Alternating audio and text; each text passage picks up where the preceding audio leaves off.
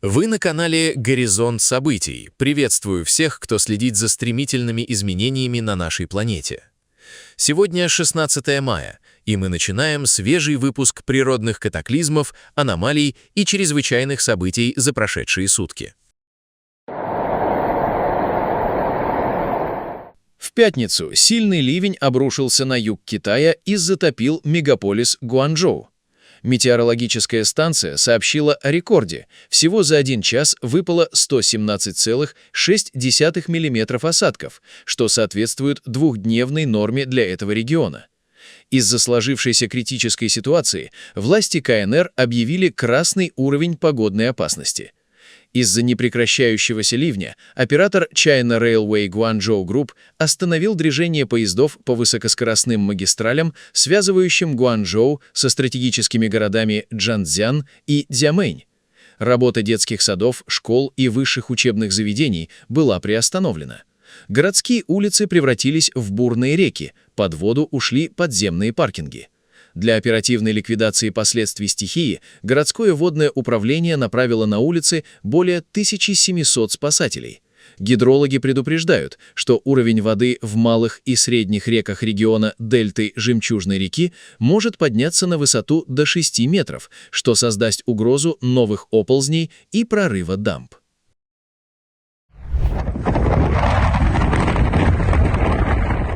Арктический циклон принес майские снегопады на огромную территорию от юго-востока Сибири до севера Дальнего Востока.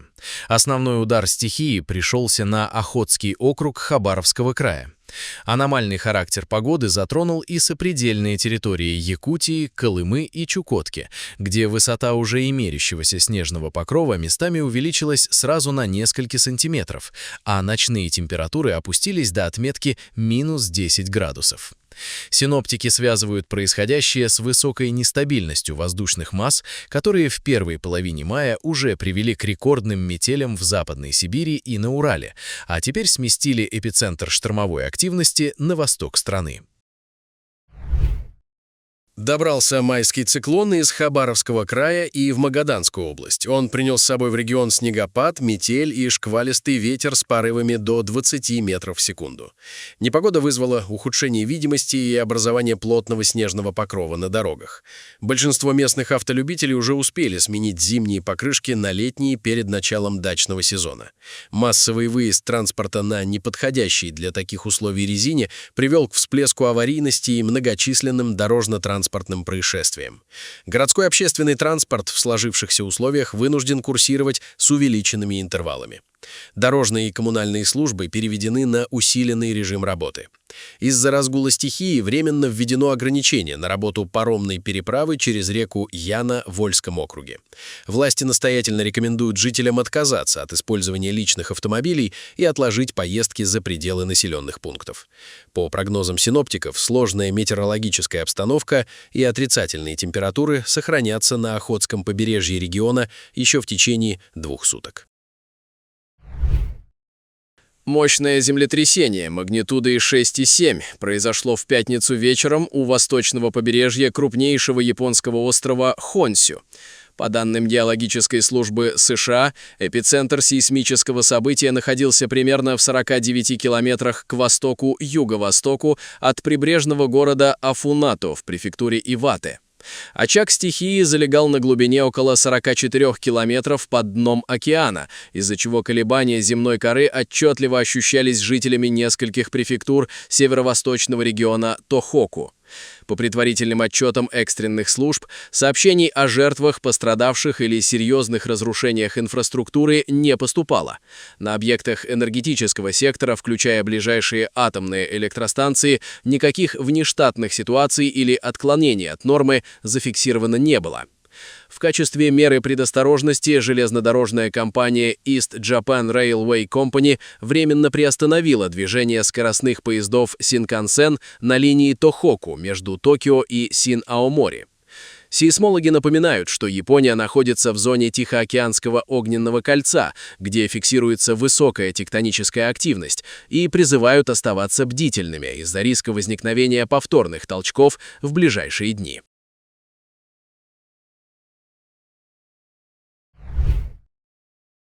На Гавайях завершилось мощное извержение вулкана Килауэа, ставшее 47-м эпизодом в текущем цикле активности.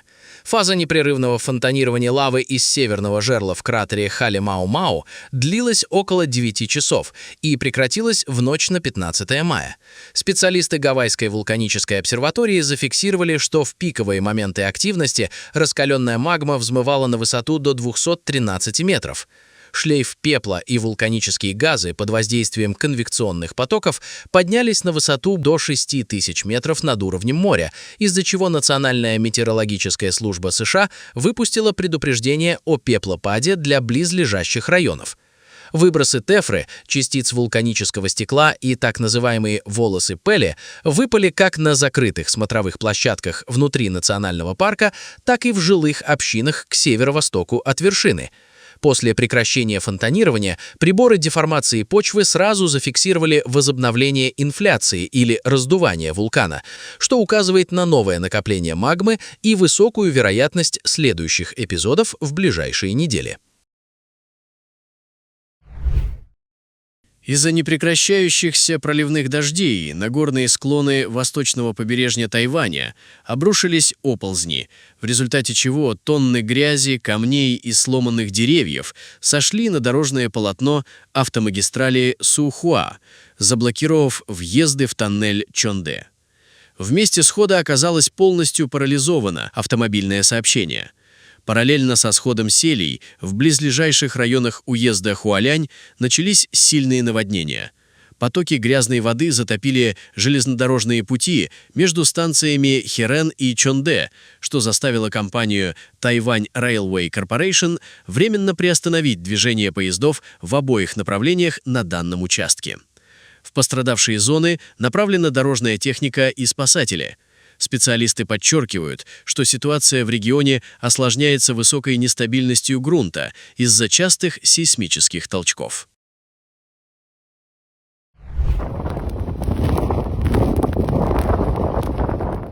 Весна 2026 года преподнесла зимний сюрприз горным регионам Франции, где в середине мая зафиксировано возвращение холодов и обильные снегопады.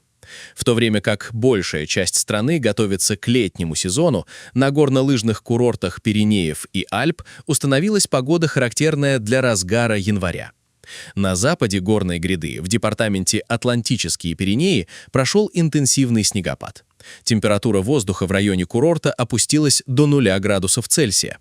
На вершинах и перевалах сформировался свежий белый покров, хотя сама станция уже официально завершила зимний сезон в апреле. Синоптики связывают эти осадки с пришедшим в регион холодным атмосферным фронтом, который принес до 10 сантиметров снега на высоты более 1500-1800 метров по всей Пиренейской цепи.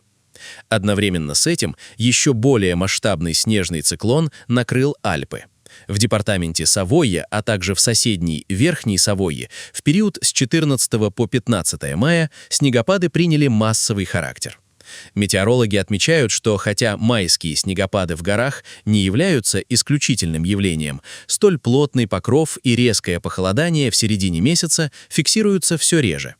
Из-за гололедицы и ухудшения видимости в 5 департаментах Франции был введен желтый уровень метеорологической опасности. В пятницу популярный курортный поселок Форнельс, расположенный на северном побережье Минорки на Балеарских островах, пострадал от водяного смерча. Вихрь, сформировавшийся над акваторией Балеарского моря в условиях резкого ухудшения погоды, грозового фронта и нестабильных атмосферных масс, на высокой скорости направился к суше и достиг береговой линии. Выйдя на сушу, водяной смерч превратился в полноценный торнадо. Стихия нанесла ущерб прибрежной инфраструктуре. Сильные порывы ветра срывали пляжные тенты, переворачивали легкие лодки, пришвартованные у берега, ломали ветки деревьев и разносили уличную мебель летних террас местных ресторанов. Испанская государственная метеорологическая служба ранее объявляла в регионе желтый уровень опасности, однако точное место выхода вихря на сушу предсказать было невозможно. По предварительным данным, обошлось без серьезных травм и жертв.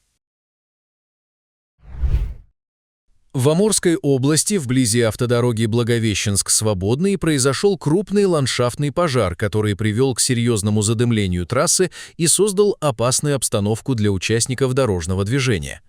Очаг возгорания сухой растительности обнаружили в районе 31-32 километра дороги, проходящей по территории Благовещенского муниципального округа. Пламя подошло вплотную к проезжей части, из-за чего водителям пришлось пробираться сквозь плотную завесу дыма при сильно ограниченной видимости. Прибывшим огнеборцам удалось локализовать и вскоре потушить возгорание, предотвратив его дальнейшее продвижение вглубь Благовещенского государственного заказника. В результате схода селей и внезапного паводка, вызванного экстремальными ливнями и выходом из берегов реки Ронконг, деревня Берингин-Джая, расположенная в округе Северный Луву в индонезийской провинции Южный Сулавеси, оказалась практически полностью заблокирована и серьезно повреждена. Наводнение, начавшееся из-за резкого повышения уровня воды в верховьях реки, принесло с собой колоссальные объемы грязи, камней и деревянных обломков. Потоки грязи проникли внутрь жилых домов, затопили сельскохозяйственные угодья и повредили элементы местной инфраструктуры. На текущий момент сведений о погибших или пострадавших среди населения не поступало. Власти региона призывают население сохранять бдительность и готовность к возможной эвакуации, поскольку на территории Южного Сулавеси сохраняются неблагоприятные погодные условия и высока вероятность повторных паводков. Друзья, на этом наш выпуск завершен. Будем рады видеть вас снова. Подписывайтесь и до встречи завтра в новом выпуске.